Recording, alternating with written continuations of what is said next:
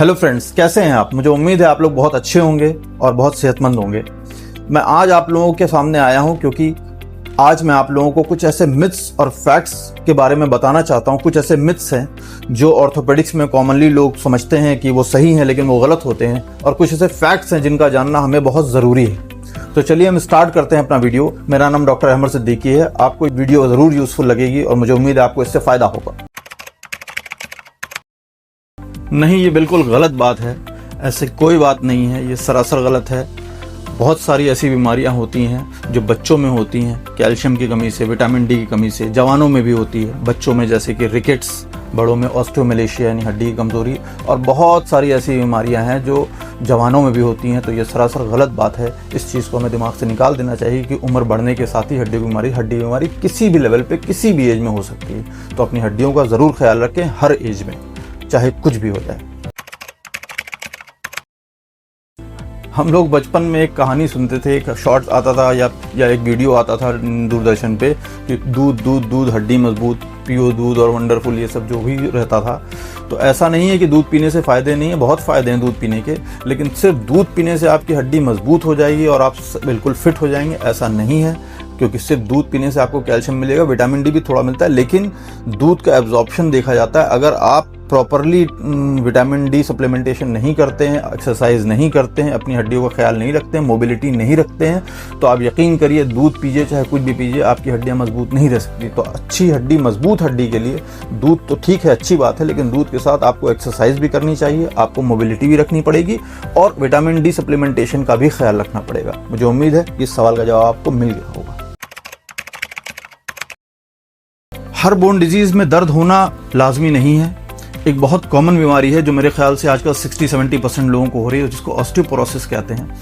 ये कई सालों तक साइलेंट रहती है और उसके बाद एकदम से ऑल ऑफ अ सडन आपको ऑस्टियोआर्थराइटिस या स्ट्रेस फ्रैक्चर, मार्च फ्रैक्चर के रूप में अपने आप को प्रेजेंट करती है। तो ये भी बिल्कुल गलत है कि हर हड्डी की बीमारी में दर्द होता है। बहुत सारी हड्डी की बीमारियां ऐसी हैं जिसमें दर्द नहीं होता है, बस कुछ साइंस होते हैं, वीकनेस लगेगी आपको, थकन लगेगी, तो तब आपको ये समझ, that is an alarming situation. आपको ये समझना चाहिए कि हड्डियों में कोई ना कोई कमजोरी हो रही है और उसके लिए आपको प्रॉपर ऑर्थोपेडिक कंसल्टेशन की ज़रूरत है।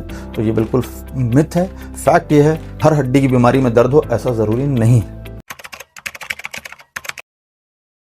हम लोग रोज़, इस सवाल का जवाब देने से पहले, हम लोग रोज़ ये समझते हैं कि रोज़ मेरे पास ऐसे बहुत से मरीज आते हैं जो कहते हैं डॉक्टर साहब अब तो लगा था कि उम्र हो गई। हमारे कॉमन लैंग्वेज बोलते हैं कि उम्र होगी, अब कुछ ना हो पाई। ऐसा नहीं है। हड्डी आपकी कमज़ोर हो गई, अगर आप प्रॉपर ऑर्थोपेडिक कंसल्टेशन लेंगे तो मेरे यकीन करिए कि ना ही सिर्फ आपकी बोन वापस जो है, जो उसकी मजबूती है वो वापस हो जाएगी, जो ऑस्टियोपोरोसिस है वो रिकवर हो जाएगा। बहुत सारी दवाइयाँ मार्केट ऑस्टियोपोरोसिस के लिए मौजूद हैं, बहुत सारे हार्मोन्स मौजूद हैं जिससे आपकी हड्डियों को मजबूत किया जा सकता है। तो ये सरासर गलत बात है कि एक बार आपकी हड्डी कमज़ोर हो गई तो फिर वो मजबूत नहीं हो सकती। ऐसा नहीं है। हमें प्रॉपर ऑर्थोपेडिक कंसल्टेशन रखना चाहिए, फिजियोथेरेपिस्ट के पास जाना चाहिए।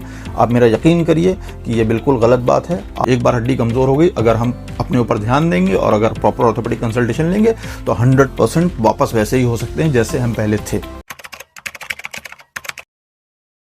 बहुत से लोग ऐसे होते हैं जो समझते हैं कि सिर्फ कैल्शियम टैबलेट लेने से ही सप्लीमेंटेशन नहीं मिल पाता है। हालांकि आजकल मार्केट में कैल्शियम के साथ विटामिन डी, कैल्सिट्रियोल वगैरह का सप्लीमेंटेशन मिलने लगा है, लेकिन सिर्फ कैल्शियम टैबलेट, क्योंकि कैल्शियम अगर आप कितना भी ले लें, आप बहुत भारी मात्रा में कैल्शियम ले लें, वो आपका जब एब्जॉर्ब ही नहीं होगा, क्योंकि अगर आपके अंदर पैराथार्मोन या विटामिन डी की कमी है तो यकीन करिए मेरा कि कैल्शियम सारा आपका दूसरे रास्ते से बाहर निकल जाएगा।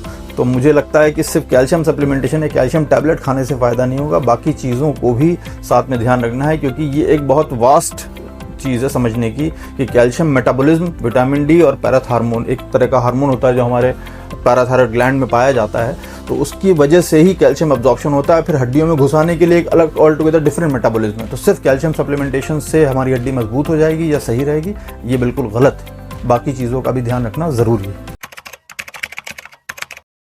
मैं इस सवाल का जवाब देने से पहले एक बात बताना चाहूँगा कि हमारे पास जिस दिन में 24 घंटे होते हैं, मेरा मानना यह है कि हर इंसान को जो मोबाइल है, जो चल सकता है, फिर सकता है, उसको अपने 24 घंटे में से 1 घंटा अपने लिए निकालना चाहिए, यानी कि 4% ऑफ द टाइम उसको एक्सरसाइज करनी चाहिए। मेरा यकीन करिए कि प्रॉपर एक्सरसाइज से न ही सिर्फ आपके जॉइंट्स अच्छे होते हैं बल्कि आपकी हड्डियां मजबूत होती हैं, उनके अंदर कैल्शियम जो एब्जॉर्प्शन रेट होता है वो भी बढ़ता है, हड्डियां काफ़ी मजबूत हो जाती हैं। तो एक्सरसाइज करने से दर्द बढ़ता नहीं है बल्कि आपके जॉइंट्स जो होते हैं वो सही होते हैं, आपकी बॉडी परफेक्ट हो जाती है और मसल्स भी स्ट्रांग होती हैं। स्ट्रांग मसल्स, स्ट्रांग बोन्स ये एक्सरसाइज से बढ़ती हैं। इसलिए एक्सरसाइज करना हर किसी के लिए ज़रूरी है और इस चीज़ को बिल्कुल इंसान अगर बस ये है कि अपनी लिमिट के अंदर एक्सरसाइज करे, कम से कम 1 घंटा अपने लिए ज़रूर निकाले।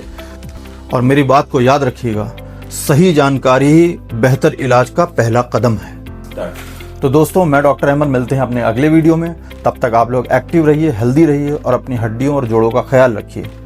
और दोस्तों, अगर आपको हमारा वीडियो पसंद आया हो तो प्लीज़ इस वीडियो को लाइक करिए, चैनल को सब्सक्राइब कीजिए और जो ज़रूरतमंद है, मुझे पता है बहुत सारे ज़रूरतमंद होंगे, उनसे शेयर कीजिए। बहुत बहुत शुक्रिया।